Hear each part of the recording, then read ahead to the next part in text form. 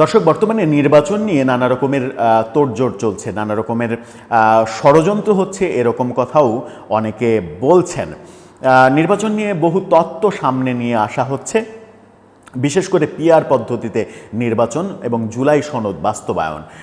PR পদ্ধতিতে নির্বাচন সম্পর্কে বিশিষ্ট আইনজীবী ডক্টর শাহদিন মালিক বলেই দিয়েছেন যে পিআর পদ্ধতিতে নির্বাচন এটা বাস্তবসম্মত নয় এবং এটা জনগণকে বোঝানোর জন্য অন্তত 10 বছর সময় দরকার, 2 মাসের মধ্যে সিদ্ধান্ত নিয়ে নিলেই হবে না।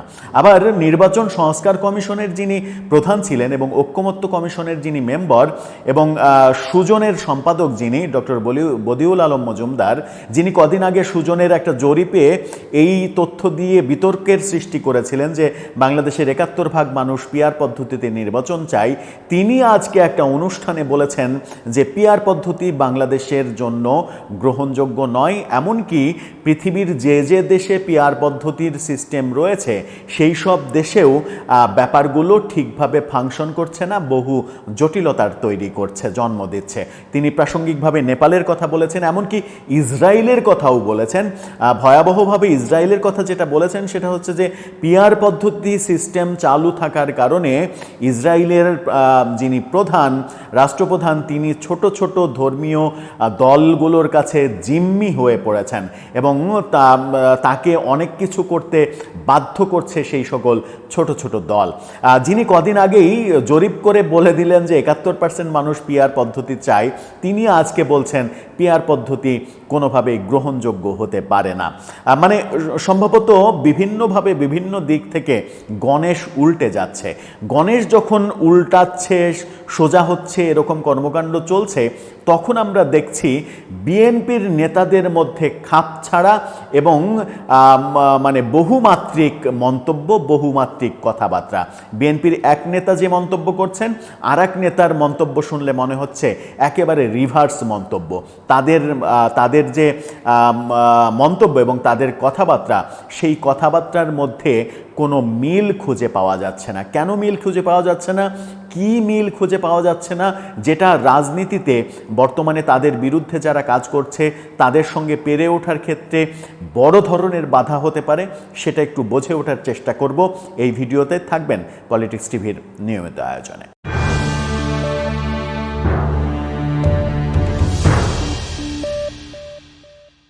দর্শক, বলছিলাম নির্বাচন কেন্দ্রিক পিআর পদ্ধতি, জুলাই সনদ বাস্তবায়ন, এই সব বিষয়ে জামাত, এনসিপি, ইসলামী আন্দোলন যখন একেবারে বলিষ্ঠ অবস্থান নিয়েছে, আজকেই জামাতের পক্ষ থেকে নির্বাচন কমিশনের সঙ্গে মিটিং করে একেবারে স্পষ্ট করে জানিয়ে দেওয়া হয়েছে যে আমাদের শর্ত এবং দাবি না মানলে নির্বাচন হতে দেয়া হবে না।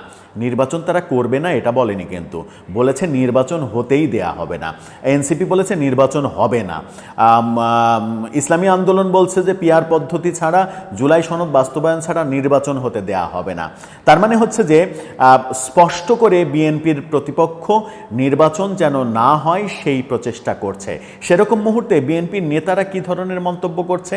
তাদের মন্তব্য, তারা কি এক সূত্রে কথা বলছে? বিভিন্ন নেতা কি এক সূত্রে কথা বলছে? যখন মনে হচ্ছে যে সাম্প্রদায়িক শক্তি বিএনপির বিপক্ষে জোট বাঁধছে, ঠিক সেই সময় বিএনপির কর্তব্য কি ছিল? বিএনপির কর্তব্য তো এটা ছিল যে যারা মুক্তিযুদ্ধের চেতনায় বিশ্বাস করে, মুক্তিযুদ্ধের পক্ষের শক্তি, যারা মুক্তিযুদ্ধকে নানাভাবে ওন করতে চায়, তাদেরকে আস্থায় আনা, তাদেরকে একাট্টা করা, তাদেরকে জোটে না, তাদেরকে আস্থায় আনতে হবে এমনভাবে যেন একটা ভয়েস রেজ করা যায় বিএনপির পক্ষে, কিংবা মুক্তিযুদ্ধের পক্ষে একটা ভয়েস রেজ করা যায়। কিন্তু সেটা কি হচ্ছে? মির্জা ফখরুল যখন বলছেন, আজকে একটা অনুষ্ঠানে তিনি মন্তব্য করেছেন 71কে ভুলিয়ে দেওয়ার ষড়যন্ত্র চলছে। কি বললেন তিনি? তারপরে রুহুল কবির রিজভী অন্যরকম কথা বলছেন, আবার তারেক রহমানের কথা অন্যরকম। একটু মির্জা ফখরুলের কথাটা একটু বুঝে নিই। বিএনপি মহাসচিব মির্জা ফখরুল ইসলাম আলমগীর কালবেলা তাকে নিয়ে এই শিরোনামটা করেছে, আপনারা শিরোনামটা দেখে নিতে পারেন। সেখানে বলা হচ্ছে যে 71কে ভুলিয়ে দেওয়ার ষড়যন্ত্র চলছে, তাই সকলকে ঐক্যবদ্ধ হতে হবে।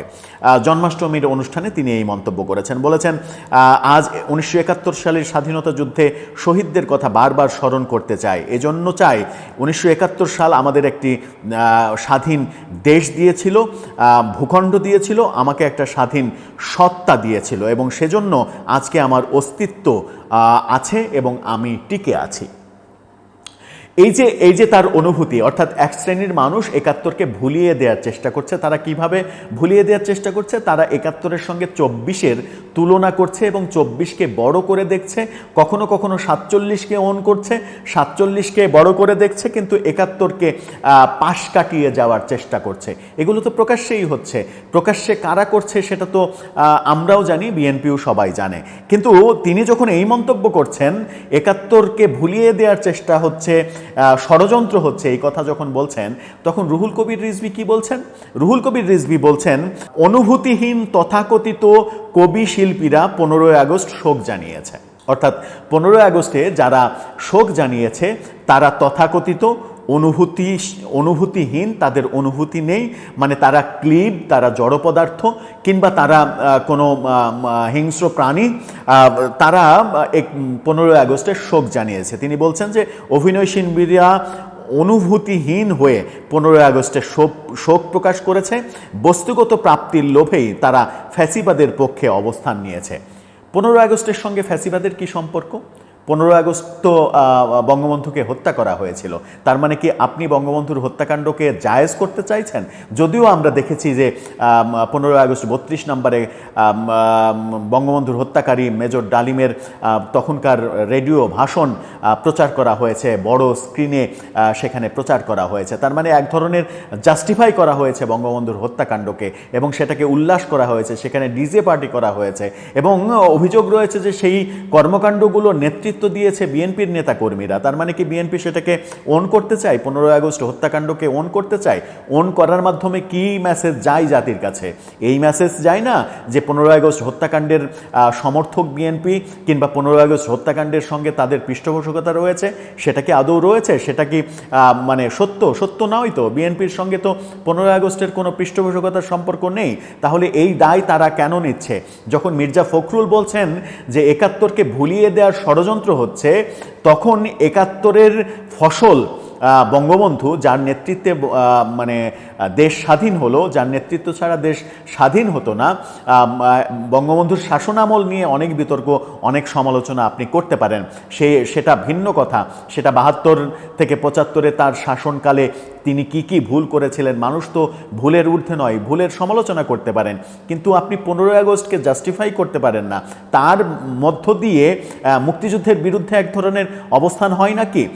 মির্জা ফখরুল যখন বলছেন মুক্তিযুদ্ধকে ভুলিয়ে দেওয়ার ষড়যন্ত্র হচ্ছে, তখন রুহুল কবির রিজভী বলছেন যে অনুভূতিহীন, স্বার্থান্বেষী, ফ্যাসিবাদী মনোভাবের শিল্পীরা 15ই আগস্টে শোক জানিয়েছে। 15ই আগস্টে যারা শোক জানিয়েছে তারা কি আওয়ামী লীগ করে সবাই?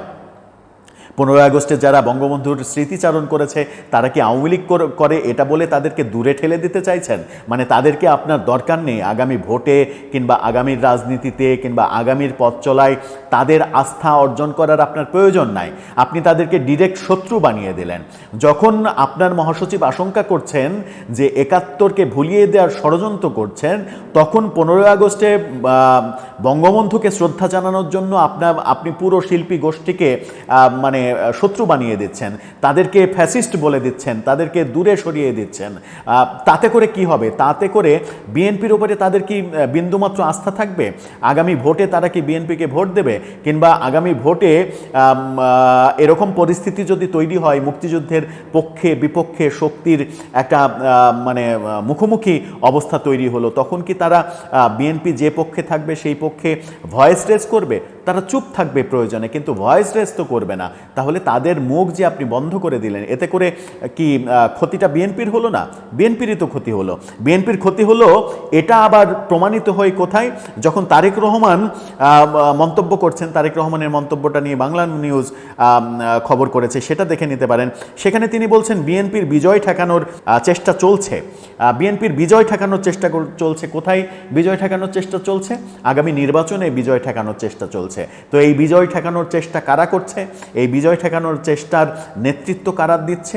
তারা তো মানে আমরা জানি যে সাম্প্রদায়িক শক্তি কিংবা স্বাধীনতার বিপক্ষের একটা শক্তি এই পুরো প্রক্রিয়াটাকে নেতৃত্ব দিচ্ছে, কারণ সাম্প্রতিক সময়ে বিএনপি স্বাধীনতার পক্ষে, মুক্তিযুদ্ধের পক্ষে জোরালো কণ্ঠে কথা বলছে, এই কারণেই সেই কাজগুলো হচ্ছে। তো তারেক রহমান যখন আশঙ্কা করছেন যে বিএনপির বিজয়কে ঠেকানোর চেষ্টা করছে, মির্জা ফখরুল যখন বলছেন ৭১কে ভুলিয়ে দেওয়ার ষড়যন্ত্র হচ্ছে, তখন রিজভী সাহেব বলছেন যে 15 আগস্টে যারা শোক জানিয়েছে তারা ফ্যাসিস্ট।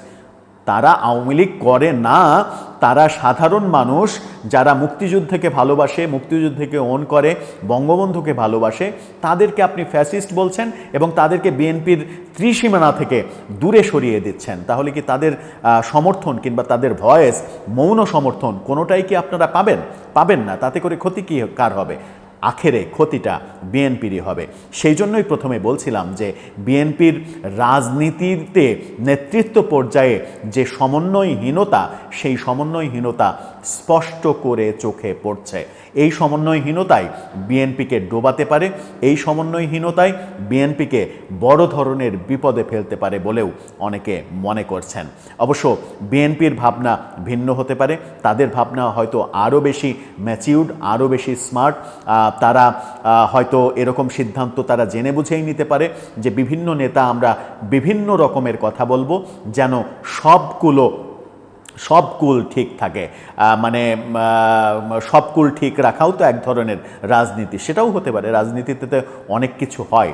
দর্শক, আপনার কি মনে হয়, সেটাই কি সত্য যে সব কুল ঠিক রাখার জন্য বিভিন্নজন বিভিন্ন রকমের মন্তব্য করছেন, নাকি তারা সমন্বয়হীনতায় রয়েছেন? আপনার মতামত জানিয়ে লিখতে পারেন আমাদের কমেন্ট বক্সে।